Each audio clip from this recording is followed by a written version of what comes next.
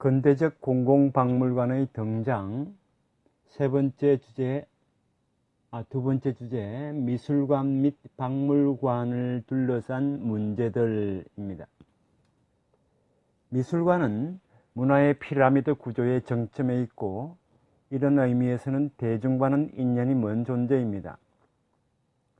루브르뿐 아니라 세계 유수의 미술관은 가끔 국민교육을 위해서라기보다 부유한 감정가를 위한 시설입니다.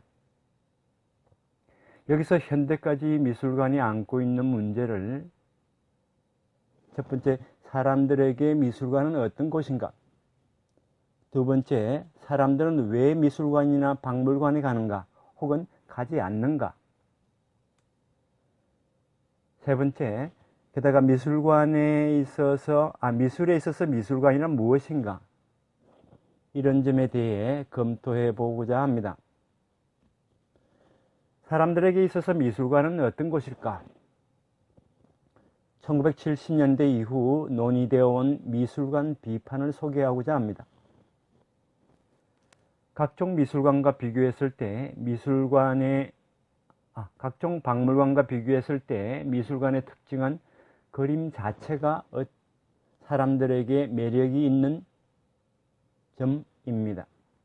따라서 미술관에서는 걸작만 전시해두면 많은 설명도 필요 없었고, 또한 특히 홍보를 하지 않아도 많은 사람이 보러 옵니다. 이에 비해 다른 박물관에서는 그렇지 않습니다. 비교를 위해 과학기술박물관을 생각해보면, 예를 들어 물리학자 헤르츠의 전자파 발견 실험 장치를 전시해서 관람객을 이해하도록 하기 위해서는 상당한 설명이 필요합니다.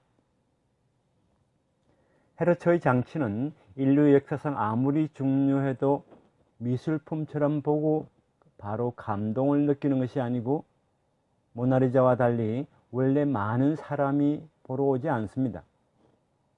이처럼 미술품 그 자체의 매력은 미술관에 있어서 엄청난 강점입니다.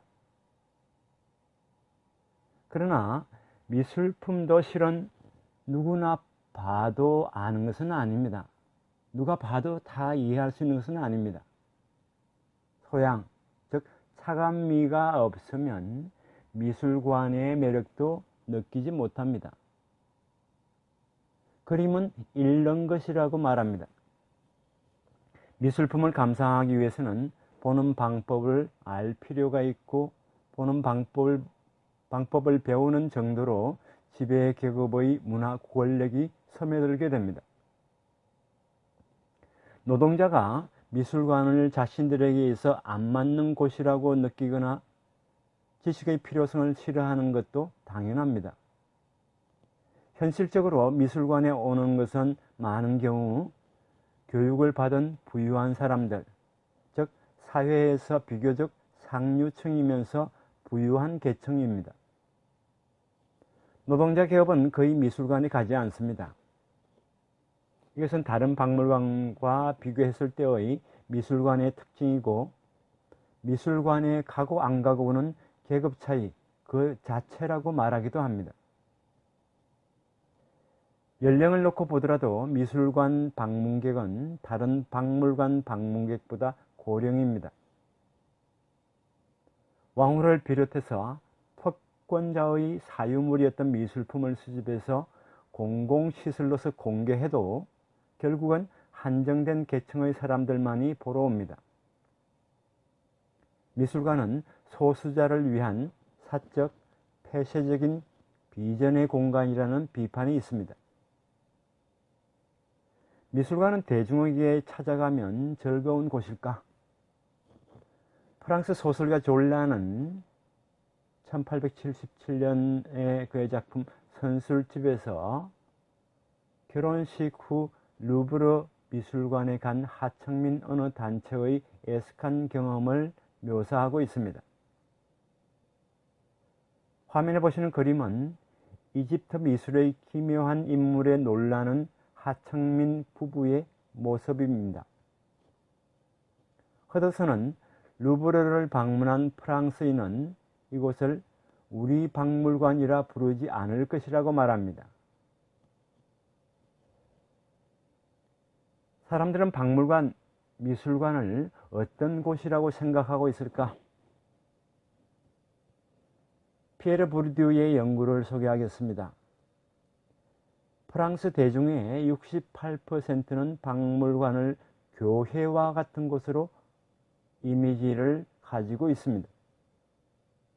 오래되고 유명한 걸작이 진열되어 있는 미술관은 엄숙한 의식의 장소로서의 이미지가 있고 죽은 자와 매장된 과거와 관계된 곳으로 일요일에 가는 곳이라고 말입니다. 실제로 미술관, 일반적인 박물관도 마찬가지입니다만 미술관은 전당풍의 건물에 수용되어 있는 경우가 많습니다. 미술관, 박물관에 들어갈 때 먼저 많은 돌계단을 올라가게 되어 있는 것은 경외감을 느끼게 하기 때문입니다. 오늘날에는 미술관 혹은 박물관을 신축할 때 심플한 건물을 지을 경우도 있습니다. 그러나 전당이라는 이미지는 좀처럼 개선되지 않습니다. 이러한 미술관의 실질에 대해서 미술관 측에서도 반성의 목소리가 나오고 있습니다.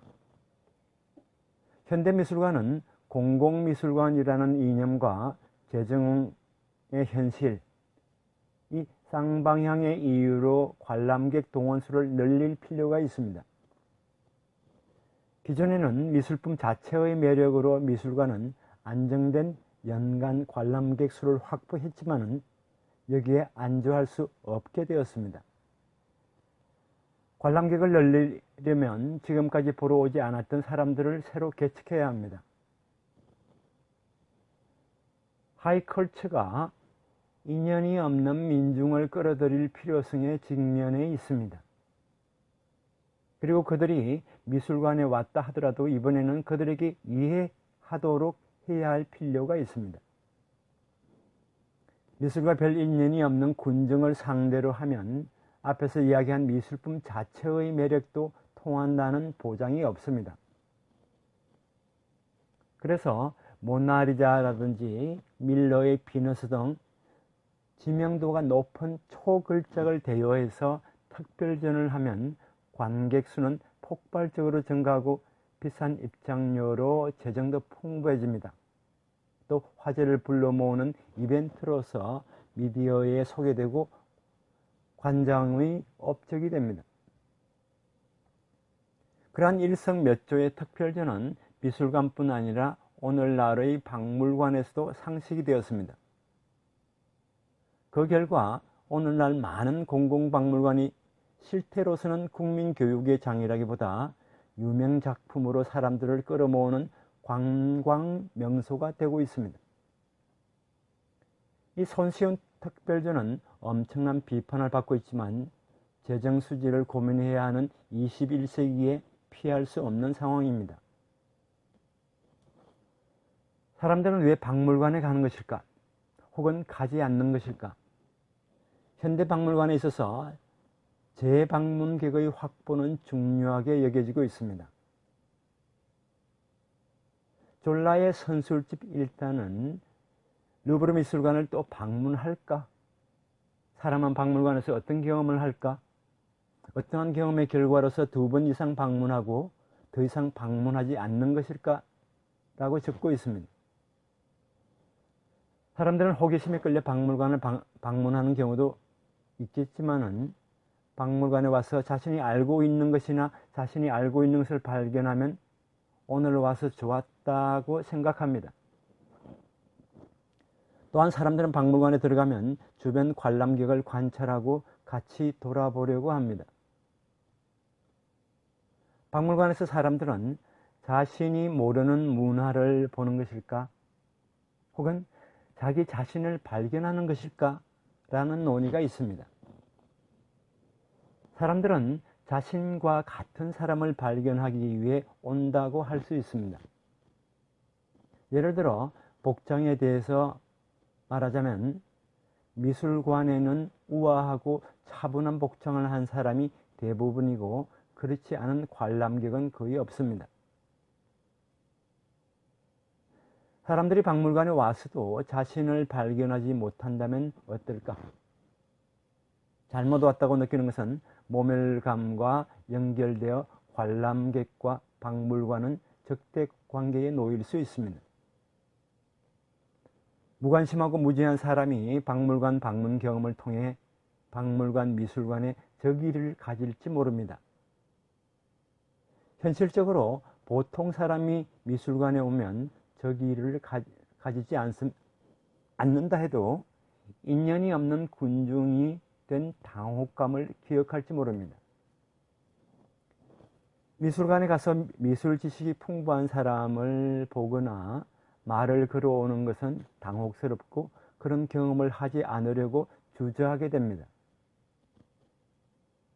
박물관은 사람들에게 열등감을 느끼게 하는 장소라는 지적도 있습니다. 사람들은 박물관을 교회와 닮은 이미지를 갖고 있지만 열등감이나 소외감을 느끼게 한다는 점에서 교회와 큰 차이가 있습니다.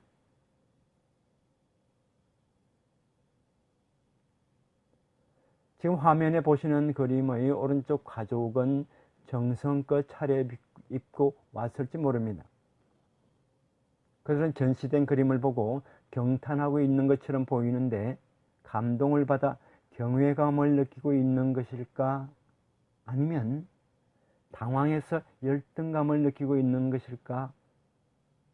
이 그림에 등장하는 다른 관람객들의 복장이나 표정이 자연스러운 데 비해 일가족에게는 위화감이 느껴집니다. 오늘날 노동자 계급은 어느 연령층이나 극히 일부만 박물관을 방문한다는 실제 조사 보고서가 있습니다.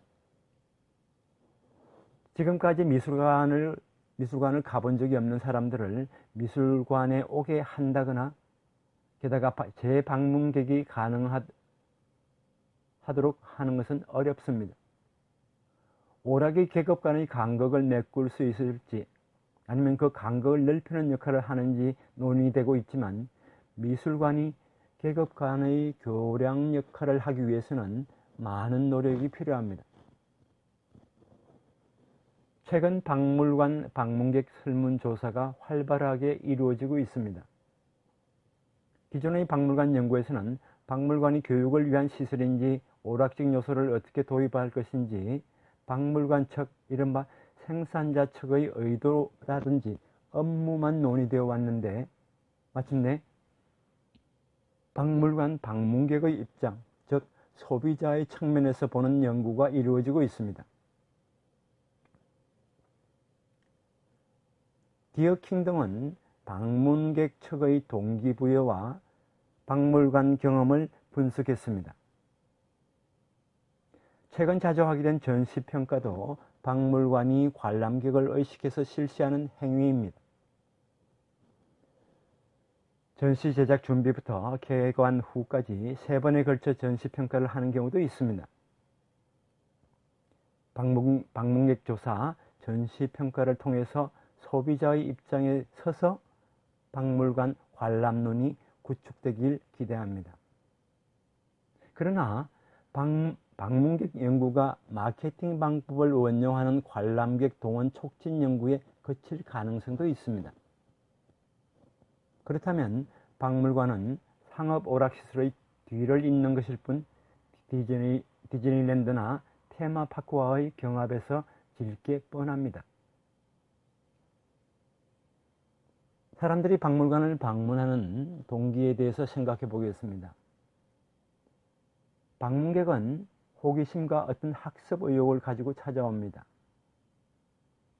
익스플로라토리움의 오펜하이머는 박물관 견학은 관광여행, 사이트시잉과 같은 것이라고 말합니다. 탐험, 익스플로레이션이라 할 수도 있습니다. 박물관에 와서 그들은 모르는 문화나 타자, 즉 아더스와 만나게 됩니다. 그것은 신선한 경험이고 위화감을 느끼는 경우도 있습니다.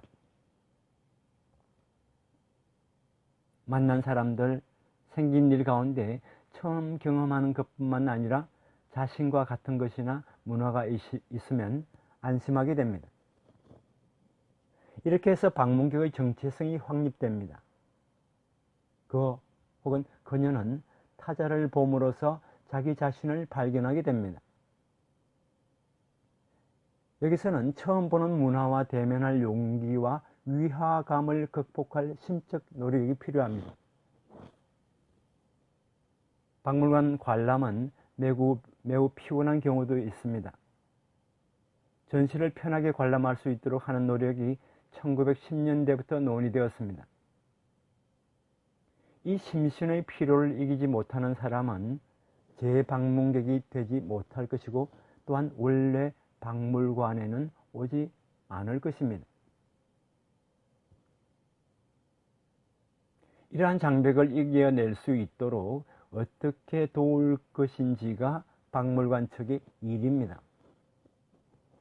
박물관에 와서 처음 보는 것이 많은 경우 같이 온 방문객과의 대화를 통해 위화감을 완화시키려고 합니다. 또한 주변 관람객이 어떤 반응을 보이는지 빠르게 파악해서 자신도 같은 행동을 취하게 됩니다. 이것은 관광에서 가족이나 동료와의 여행이나 패키지 그룹 여행의 경우와 마찬가지입니다. 박물관 방문객 조사에 의하면 혼자서 박물관에 오는 사람의 비율은 낮습니다. 혼자 떠나는 여행, 즉 단독 여행이 적은 것과 같은 현상입니다. 사람은 자신을 찾는 데에도 동료가 필요합니다. 가족이나 동료와 함께 방문하는 것은 아이들 교육, 친교가 이유라 하더라도 동료가 박물관 견학 장벽을 낮추고 있음을 보여줍니다. 박물관은 관람객이 자신에게 있어서 새로운 지식을 얻기 위해 오는 곳으로 생각하지만 실은 자신 주변의 관람객과 같은 존재인지 어떤지 확인하러 방문합니다. 자신이 주변과 같으면 안심하고 다르면 불안감을 느끼게 됩니다. 다름이 크면 방문객은 이 체험을 불쾌하게 생각해서 두 번 다시 방문하려 하지 않을 것입니다. 그 다름도 어느 정도라면 자신을 주변에 맞추려고 합니다. 이것이 박물관 교육의 작용입니다. 이 기능을 놓고 박물관은 사회에서 교정시설, disciplinary institution이라고 하는 논자도 있습니다. 앞에서 이야기한 박물관에서는 사람들이 자기 자신을 발견한다는 담론이 과격하게 들릴지 모르지만 방문객은 주변 사람들과 맞추는 자신을 발견하는 것이어서 교정이라는 박물관의 기능을 말하는 것으로 해석할 수 있습니다. 이런 의미에서 박물관, 미술관은 사회 통제의 도구입니다. 사람들은 박물관에 자신의 정체성 확립을 기대하고 가는데 기대대로 된다는 보장은 없습니다. 방문객 한 사람 한 사람의 정체성 확립을 돕는 것이 박물관의 기능이라 할 수 있지만 이것을 의식하고 있는 박물관은 적습니다. 오히려 박물관은 준비한 규범에 따라 방문객을 물들이려고 기다리고 있습니다. 이것이 박물관에서 생산자, 즉 박물관 측과 소비자, 방문객 및 비방문객의 괴리 원인입니다. 미국에서는 박물관은 백인 주도이기 때문에 흑인은 좋아하지 않고 흑인은 박물관에 가려 하지 않는 경향이 있습니다. 미국처럼 이민이 많은 나라에서는 새로운 이민자는 박물관을 보러 갑니다.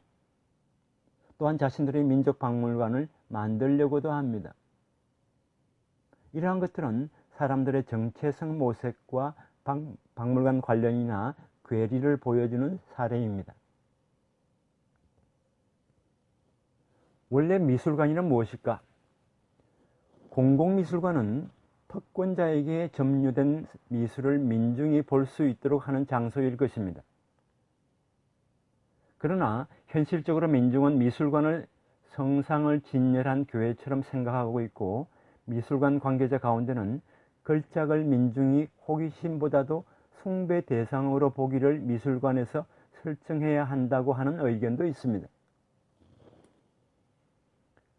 미술관은 대성당처럼 되어야 한다든지, 본질적으로 과학박물관은 학교이고 미술관은 신전이라는 주장도 있습니다. 공공박물관의 근본 이념에서 이러한 일탈은 미술의 본질상 피할 수 없는 것일까? 아니면 미술이 아닌 미술관에 문제가 있는 것일까? 미술에 있어서 미술관은 무엇인가? 미술관은 미술작품, 즉 화가의 프로로서의 평가 기준을 전시하는 곳일까? 어떤 작품 혹은 작가에게 있어서 미술관에 들어가게 되면 미술의 정전, 캐논으로서 인정받는 것일까?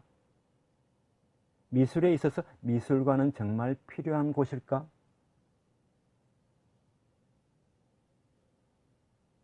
안드레 말로우는 로마 시대 그리스도의 책상도 미술관으로 옮겨지게 되면 처음으로 그때까지의 종교적 환경에서의 역할에서 해방되어 순수하게 독립된 미술작품이 된다고 합니다. 미술관이 있기 때문에 미술이 존재할 수 있게 됩니다. 이와는 역으로 엘소번 미술관은 미술품 수집, 미술사, 미술품 매매 시장, 게다가 미술의 부산물이라고 합니다. 두 사람 모두 미술을 위한 미술이지만 견해는 대조적입니다. 엘소번 이들 부산물은 본래는 미술관에는 필요 없다고 하는데, 그러나 현실은 이들 부산물 없이 미술은 성립할 수 없습니다. 물건의 대부분은 그 본래의 장소에서 이동하게 되면 즉 맥락에서 벗어나게 되면 의미를 상실합니다. 예를 들면 원래는 조도나 장식이었던 미술품이 미술관에 전시되면 다른 전시 미술품과 경합하는 경우가 생깁니다. 그러나 말로는 역으로 원래의 맥락에서 벗어난 상태에서 비로소 미술이 미술다울 수 있다고 주장합니다. 박물관에서는 일반적으로 물건이 원래 있었던 맥락을 방문객이 알 수 있도록 노력하는데, 말로의 미술관은 이와 정반대입니다. 미술관은 박물관과는 다른 것일까? 여하튼 오늘날의 현실에서는 미술품이란 미술관에 존재하는 것을 지칭하는 것이라고 착각할 정도로 미술과 미술관은 불가분의 관계에 있습니다. 그리고 많은 경우 미술은 엘소비 말하는 부산물의 세계, 즉 미술업계의 것으로 민중에게 열린 것은 아닙니다. 정전인 모나리자 등의 걸작을 대중에게 주입할 만한 미술관은 타락했고 없애라고 주장하는 미술가도 있습니다. 인상파 화가인 파자로도 오래된 그림을 열광적으로 사랑했지만은 미술의 죽음 도시 루브르를 타파해야 한다고 생각했습니다. 1908년의 미래파 선언은 미술관을 묘지라 불렀습니다. 미술의 규범으로서 인정된 걸작만을 정전으로 제시하는 미술관은 묘지와 같다는 이야기일 것입니다. 그러나 원래 대중에게 신미안을 기대할 수 있는 것일까? 19세기 후반 이후의 비전통파 미술관은 많은 사람들이 구경하는 것이 아니라 신미안을 공유하는 소수 동료를 위해 창작을 합니다. 그들에게 있어서 보통 사람이 그들의 작품을 이해하는지 어떤지는 상관없는 일이었습니다. 대중이 이러한 어번길드 미술에 반발하는 것은 당연합니다. 그러나 동료들만이 아는 작품을 미술관에서 공개하는 것이 어떤 의미가 있는지, 순수 미술은 본래 주관적이고 사적이라는 설이 있습니다. 결국 미술관은 대중과는 인연이 먼 것이라는 견해가 있습니다. 미술관에서는 현대 미술보다도 고대 미술이 우세한 것은 왜 그럴까? 많은 사람이 추상화나 현대 미술에 친숙하지 않은 것은 왜 그런가? 오늘날에는 다양한 미디어가 명작을 홍수처럼 쏟아내고 있음에도 불구하고 대다수의 사람들은 모나리자 같은 소수의 명화 이외의 것들을 모르는 것은 왜일까요? 1960년대에 개최한 아이콤 인터내셔널 카운실 오브 뮤지엄의 미술품 애호도 조사에 의하면 사람들은 익숙한 미술품을 선호하고 전통적인 일반 그림에서 벗어난 작품을 싫어한다고 합니다. 어떤 그림을 사람이 좋아할지 어떨지는 미술 전문가에 의한 그 그림의 평가와는 전혀 다르고 그 거리는 심원하다고 할 정도입니다. 이 조사 결과에서는 밀레의 만종이 가장 선호받은 그림이었습니다. 사람들의 미술 작품을 바라보는 관점은 스테레오타입화하고 있고 현대미술이 선호받지 못하는 것은 역연합니다.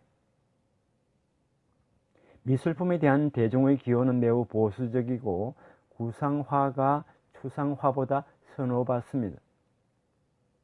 현대미술은 탄생 이래 100년이 지났습니다.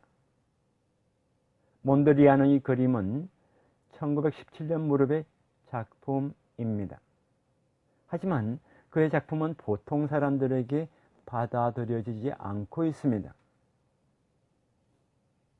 현대사회에서는 미술품의 정보가 홍수처럼 범람하고 있는데도 불구하고 사람들의 미술품에 대한 의식이 변화하지 않는 것은 이해하기 어렵습니다.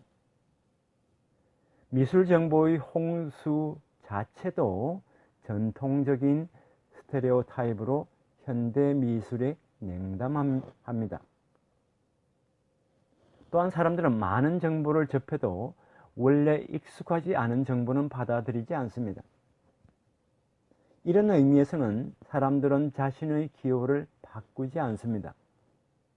사람들은 자신과 같은 문화를 발견하기 위해 박물관을 방문한다면 미술관에서 현대 미술보다도 전통 미술이 선호되는 것은 당연합니다. 이렇게 보게 되면 미술관이 정전으로서, 즉 캐논으로서 신성화된 걸작을 민중에게 주입시키는 것을 민중 자신이 바라고 있는 것처럼 생각됩니다.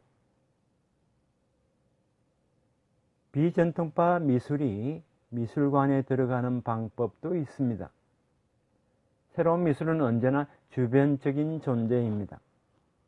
그러한 만큼 새로운 미술이 미술관에 들어가기 위해서는 오랜 시간의 과정이 필요합니다. 지금 많은 인기를 끌고 있는 인상파를 과거에는 진정한 미술로 생각하지 않는 사람도 많았습니다. 만해는 제2제정기에는 평판이 나빠서 아무도 그의 그림을 사지 않는 화가였습니다. 미국에서는 부자이기는 하지만 유대계통 이외의 주변 사람들이 현대미술을 수집하거나 그 작가를 지원해서 미술관을 개설하기도 했습니다.